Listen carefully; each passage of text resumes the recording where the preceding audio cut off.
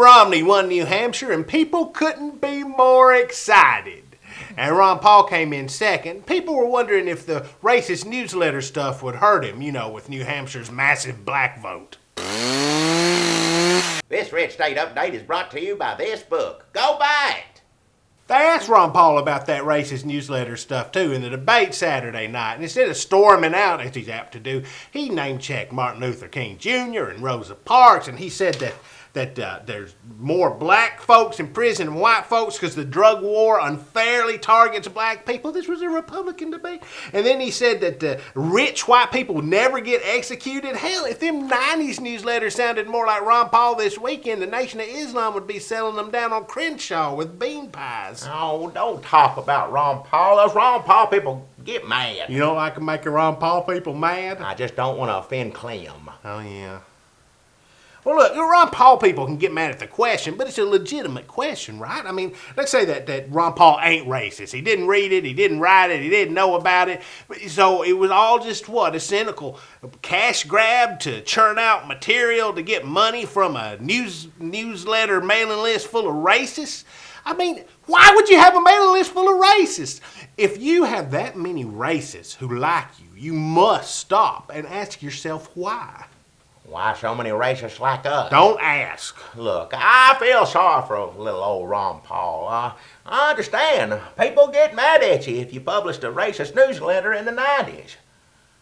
Did you write a racist newsletter in the 90s? No, I didn't write no racist newsletter in the 90s.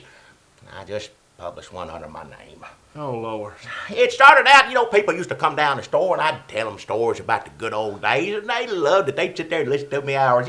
Stories like Grandma fixed a skint knee, with a skunk salve and blister sauce, getting a dirt clod for Christmas. The good old days, and people liked them so much. Well, hell, I just started writing them down, and I printed some of them up, and I tell you what, people loved them. I used to call them the Jackie Broyles old-timey remember paper. Yeah, they was good. Yeah. Well, that don't sound so bad. Yeah, well. I mean, I'd rather shove a car antenna up my dick hole than read it, but it don't sound racist. Well, people kept coming in wanting more and more, and I wanted to get them out there more and more, more circulation. I got the fever. It's what newspaper men call ink brain. Well, why the ink brain? Yeah, so I started advertising, putting little ads for the newsletter here and there, Where'd you run these ads? Daily News Journal, yeah. Grit, Coming Race War Weekly. What? Southern Living. Okay.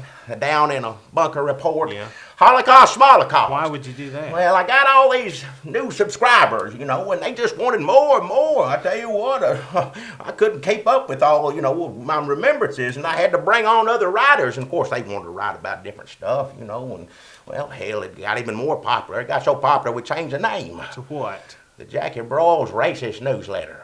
You just called it a racist newsletter? It wasn't my idea. It was the boys down in circulation. It was their idea. Yeah, we even changed the name again just to capitalize on the militia movement. The Jackie Broyles Survival Revival Gazette, every word written by Jackie Broyles, signed Jackie Broyles. This was popular? Hell, why do you think Waco went up so fast? Hell, the attic was filled with back issues. Who were the other writers? Oh, I don't know.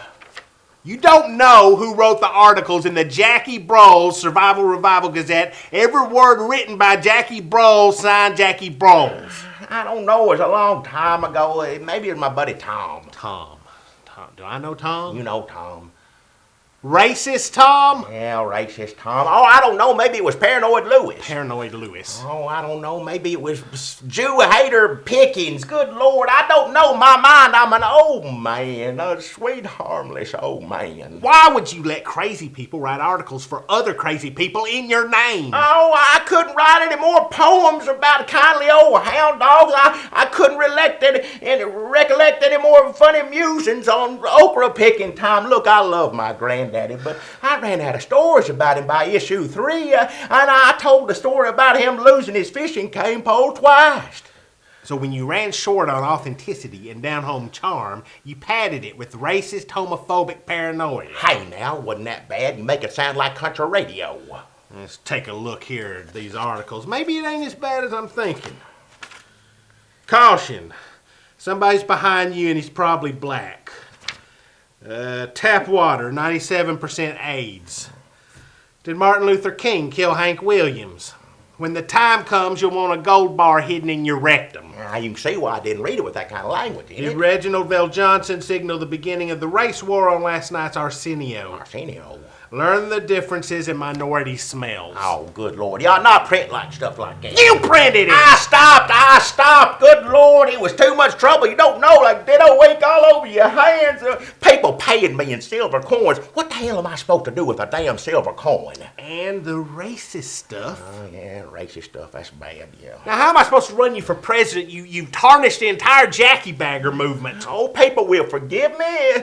It was a long time ago. You gotta understand, it was different times. We had a Democrat in the White House that nobody could stand. We were scared. I mean, we thought it was the end of freedom, the end of America, and everybody just kindly went crazy. Yeah, it was different times.